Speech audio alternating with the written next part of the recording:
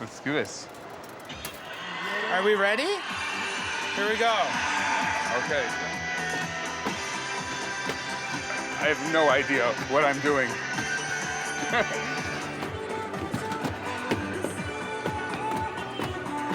Okay. It's gonna die.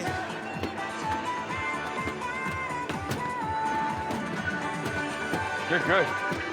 Final stage.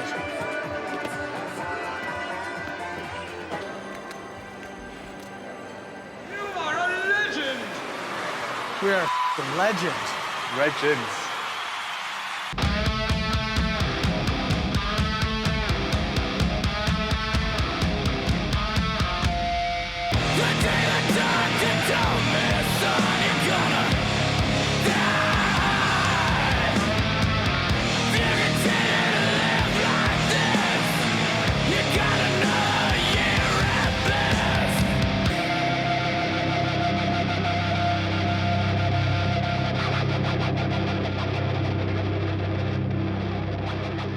Bonjour, motherfucker! I'm here to show you the Kosher Montreal, the Jewish Montreal. What you guys know about kosher?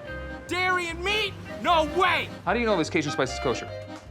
Because it's in your hands. I get to make a kosher meal with the rabbi. We're making cholent. That's like beef stew. It'll be freaky. And I won't ever get sick from it. We're hitting up patisseries, cafeterias. Shout out to the asshole that's beeping. This is Jewish Montreal. Dead set on life, motherfucker.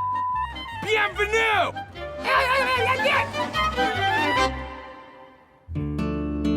I've been coming to Montreal as a young chef for about 12 years now. This is easily the best culinary city in Canada. That's a fact. I've had the smoked meats, I've had the poutines, I've eaten in the best restaurants, and now I'm here to discover something that I've never discovered ever, the Jewish Montreal. We're here to check out Jewish food, Jewish culture. It's a beautiful one, it's a large one. We're gonna head up over to Mile End. That's where the Jewish people are. Let's get it.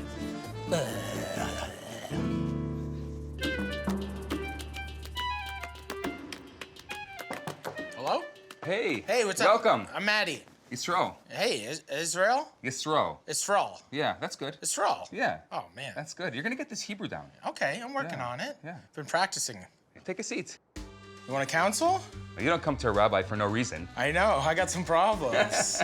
I got some deep wounds. Hey, the confessional's next door. Yeah. I just wanted to know, like, maybe some basic stuff about, like, the religion and, like... What's really important about Judaism is if your mother's Jewish, you're Jewish. That's the end of it. That's it. Yeah, it's The good mom. for life. It's the Yeah, mom. That's it. So Perfect. if you believe in God, if you're an atheist, if you're agnostic, if you're not sure, it don't matter. It doesn't matter. But with Judaism, it's what you do. Okay. It's called a mitzvah. A mitzvah. Mitzvah. Yeah. There's Right. 613 in the Bible.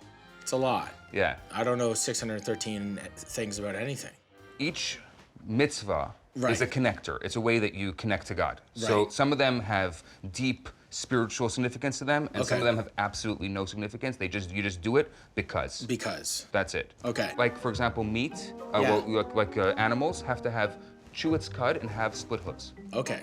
That takes off no bacon, no ham, Yeah, no you pork, guys- nothing. Briskets all day, that's it. Brisket. No shellfish. Yeah, no shellfish, No. but no flatfish either. It has to have fins and scales. Fins and scales. Right, so flatfish don't have scales. That's right. Smoked salmon counts as a meat? Well, actually, smoked salmon is considered not meat or milk. It's not to be eaten with meat. Fish is not to be eaten with meat. The little bones were getting on the plate, and people were getting stuck to the meat, and people were Choking. were choking. Oh my so God. it became like this health thing where That's a you- kerfuffle. Yes. That's a kerfuffle. Total kerfuffle. That is a kerfuffle. This is amazing. You're amazing. For me, it's always about the kosher thing, right? With the Right. not mixing the milk and meat. Right. Which means that if I have my latkes with sour cream, I can't have meat for another hour. So there's a time limit. That's right. From milk to meat, it's an hour. Okay. From meat to milk, it's 6 hours. And then from food to the beach, 30 mins? 30 mins is still kosher? Depends. That's good. Let's go eat some kosher food, okay? Let's go eat kosher. I like how you guys dress, by the way. It's a very good look.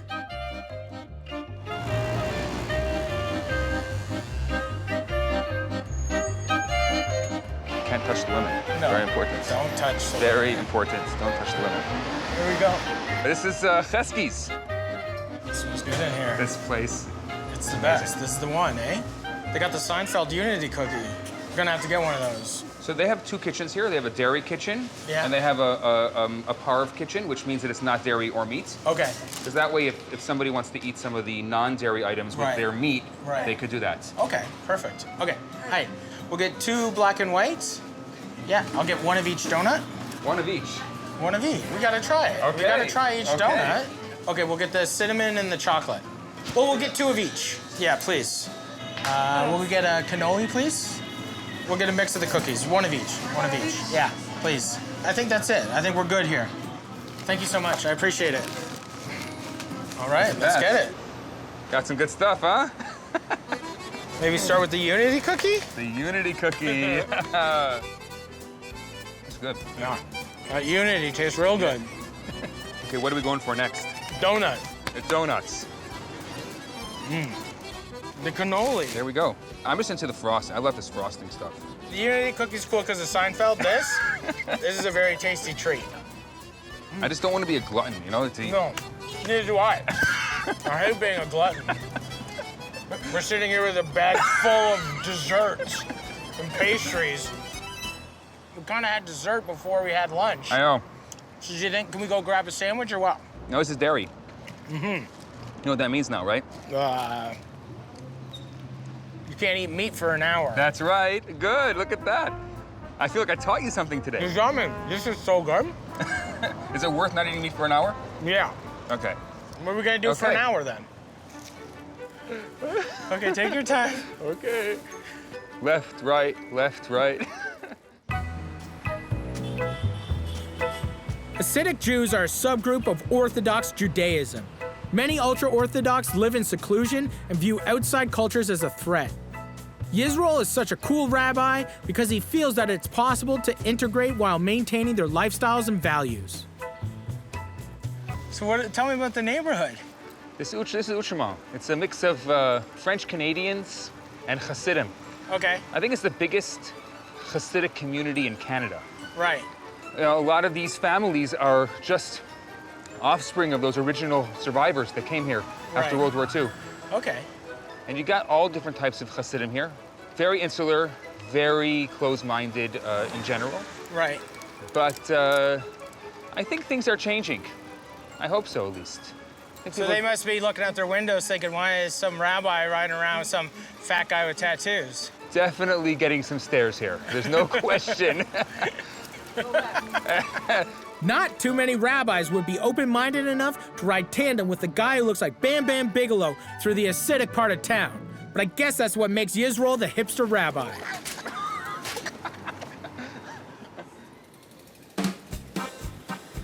Can we get 1 tongue and 1 smoked meat, both on rye? Please. Yes, please. On the tongue, could I get onion, coleslaw, and pickles? That's the best way. This is the Montreal way. This is it. Oh. Yeah, look at that. Do you know what makes the kosher, like, smoked Well, meat? first of all, it's a cow that's kosher. Right. And then it has to be killed in a proper way by a slaughterer, a shochet. Okay. And then there's a processing that's called koshering, which is they salt it and they Right. rinse it. Okay. It's salting 3 times. It's a whole process to make sure there's no blood because we can't consume any Raw blood. blood of any You could sort, never raw have a or rare steak. No. Well, rare steak is fine as long as it's been koshered, which means that Right, like, okay. you'll find kosher meat is a little more purple Right. than let's say other meat because they've Because really they brine gone it, through cure exactly, it. exactly. Okay. Oh, look at that tongue. Look at that. That's a sandwich. I think it was well worth the hour, huh? Yeah, yeah. That's worth it. Awesome. That's the tongue? Perfect. Oh, thank you very much. There goes nothing. Always gotta make a blessing. Blessing Oh, yeah, the first. blessing. Let's bless it. Let's bless Okay. it. Baruch atah Adonai, Eloheinu melech hamotzei lechem min haaretz. Okie dokie. How about that? It's good. It's good. All the meat's falling around, but it's good. How is it? Coming from a guy who's eaten the best smoked meat in Montreal, It's pretty good? it's really good. Okay. Let's try this tongue. Not too salty, not too fat. It's perfect, man. Yeah. The mustard's good, the rye's good. You know, the bike ride.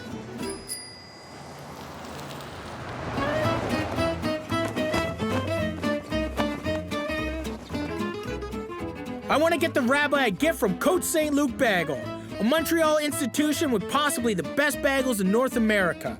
They're kosher and fire roasted in a wood-burning oven. What better gift could I possibly get him? When you go to New York, are you kind of bummed that you have to eat it like a New York bagel, or you just not eat a New York bagel? If you want to call that a bagel, I consider it a roll with a hole. Okay. Those things are so fluffy, it's basically a giant roll with a hole. Right. They steam their bagels, they don't know what they're doing. You gotta Oh. smoke a bagel by the Just hate flame. it. You gotta boil it, you gotta smoke it by the flame. The Montreal bagel is definitely my favorite bagel. It's a beautiful thing. Like, what makes the kosher bagel? When Just you're the kosher, flour? there's no preservatives. Right. Everything's pure, natural. And not to mention, we also have a kosher supervisor Yeah. who blesses Every day. all our doughs, blesses all the dough, starts all the machinery. Yeah. So the bagels, they're holy, literally and physically, they're holy. What makes a Montreal bagel also really special, which the New Yorkers definitely don't do, Right. so we boil our bagels in honey water. Oh, this is nice. Boiling also helps the bagels rise a bit. Yeah. And helps their seed stick as well, which is the next process. Okay. Our bagels are burning, Matty. Okay, faster. okay. This is the food industry. Okay.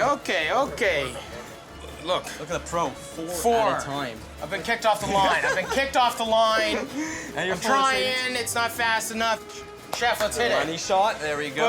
Boom, Look at one. Boom. I'm hired, I'm in. We got the bagel love.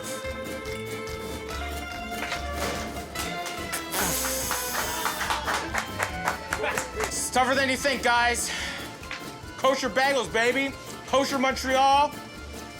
I'm drinking this Kool-Aid, baby. I'm gonna come out of here a Hasidic Jew. Matty! I brought you some treats. You gave me such an amazing day. I got you some kosher bagels. Thank you. Kosher bagels. Yeah. Okay. Here we are, the great Cavan Yiddish Mall. The Cavendish Mall, yeah. This has a food court that is almost entirely kosher.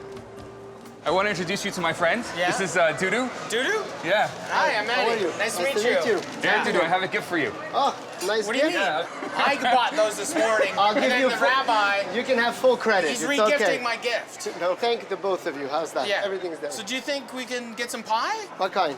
No cheese and peps here, eh? No. No. It's no good. Can be with meat. It's onion, tomato, and basil. Perfect. Look at that. Through food, you can get to anybody. Yeah. We see a lot of Jewish kids from a variety of schools Okay. that are eating non-kosher food. Right. Very honest with you, it hurts me to see that. I used to go up to some of the kids, I see them with Subway, McDonald's, stuff like that, and Yeah. I used to tell them, I'll give you $10 if you throw that away. Don't eat this, come here, eat whatever you want, and keep the $20 bill. Right. They're like, yeah, for sure, I'm gonna do this, you know? You're bribing kids to You're- eat yes, pizza. yes. To Well, get back into the religion. I That's like it, you know, I like and then it. it's worth every dollar. It's Yeah. worth every investment that we do to help the kids, you know, eat more kosher, Well, we want to go eat this. enjoy it. Thank you so much. No, thank you. I appreciate it. Let's do the prayer. Baruch atah Adonai, Eloheinu melech haolam borei minei mizanos. So you've never had a slice of like pepperoni and cheese pizza or like a cheeseburger. You've never had that experience. Never. Like a cheeseburger is so good. We don't keep kosher because it's healthy. No. Kosher is a spiritual diet. Yeah. It's about the soul. And Yeah. I think in our worlds, we're so used to, I see it, I want to eat it. We're like animals. Yeah. We're like gluttons, and all we want to do is just devour our food. You know, I mean, no offense to you, but yeah, and I think that it's about taking a step back and saying, you know, it may be there, but not everything is for us to consume. Having those rules, I think, gives us a real ability to have self-control and to be meaningful and conscious of everything that we see, and especially what we eat. What we eat becomes us. Yeah. It's part of our soul. I feel like my soul is a cheeseburger. Then my soul is probably a carrot. Carrot. There we go. I'm not a fan of rules, and I don't like to be told what I can or can't eat. I don't think I'll be converting anytime soon. But I gotta respect how the rabbi has great self-control by only eating a kosher diet. Now he's going to show me how complicated things can get when cooking a traditional Jewish meal. Rabbi, lead the way. Today we're making cholent. Cholent. Cholent. Cholent. Yeah. I love cholent. So we're making it for a group of kids that used to be Hasidic. Okay. And this is like nostalgic food for them. Like this is like what their mothers used to They make. haven't So had this, you know? They don't get this This is very a often. treat. Yeah, it's a big Yeah. treat for them, and they makes them feel like home. And Amazing. So This is great. If you'll help me out. Do you ever serve it with like sour cream? No, you know why? Oh, beef and dairy, my dude. Correcto. Tell me exactly the rules on the Sabbath. You can't cook on the Sabbath, period. So what are Okay. you gonna do? So you put it in the slow cooker, Right. cooked already, you keep it warm on there, and that way you can pull it out Saturday morning and voila. Question. Sure. Before the invention of the crock pot, what did you guys do? That's good questions. Yeah. Don't have answers, I wasn't around. Okay. I like it. So we're gonna throw this all in here. Barley, beans, the rabbi's gotta turn it on. Like in kosher kitchens, you guys got to turn on all the pilots. We gotta turn on all everything. the pilots, everything, exactly. Okay, so we're gonna put some meat in. We got the onions. You're layering. Layering the potatoes on top. What are you looking for there? looking bud? for oh boy. I'm looking The for wheels a have can. come completely off. The can opener is The can MIA. opener is MIA. Why can't you use this one? Maddie, what would you do if you don't have a cabin opener? That one is not working. What would I do? I'm Watch out, getting- Rabbi. I'm getting full of Excuse tomato. me. That's a documentary on opening a can with a knife. You like to pour it like Yeah. that? Some Whole garlic. cloves of garlic. Kosher salt. Kosher's Kosher salt. best salt. Yes. I'm with you. Do you know how it became kosher salt? Why is it kosher salt? Because it's used to kosher all the meats, bro. Look at that. I know that because you told me off camera. Cajun spice, kosher, everything. Kosher. Got some chili powder. Okay, so I'm gonna put some water in and then we're done. I would say so. There is some stuff going on in this. Okay, well, we A want to lot pour it of all. stuff. Yeah, we want to put it all in. I don't know if we're gonna have any space for all the water.